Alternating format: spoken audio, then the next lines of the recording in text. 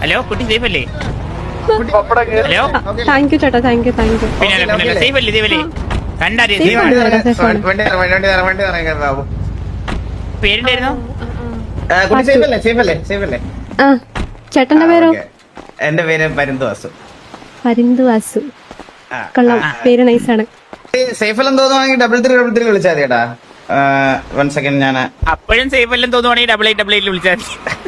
അതിന്റെ ആവശ്യമില്ല, അങ്ങനെ ഒരു സേഫ്റ്റി ഇല്ലായ്മ ഒന്നുമില്ല. ഇത് അതേ പരിന്തോഷോടോ ഞാൻ ഉദ്ദേശിക്കുന്നത്. ഏത് പരിന്തോഷം? പണ്ടൊരു കല്യാണം മുടക്കി തന്നത് ഓർമ്മയുണ്ടോ? രാംജി ആയിട്ട്. മനസ്സിലായോ? ബീബി പാട്ടുവാണോ? നമ്മുടെ സുനിമോന്റെ എക്സ് ഗേൾഫ്രണ്ട്. ഓർമ്മയുണ്ടോ?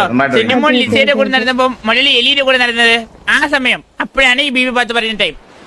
ഓ മനസ്സിലായി. അപ്പൊ നീ മറ്റേ EMS കൊച്ചിട്ട് പുറകെ നടന്ന കാലം. അല്ല, അതിന്റെ പേരെന്ത് പറയുന്നത്? അതിന്റെ പേര് മറന്നു വേടാ നീ.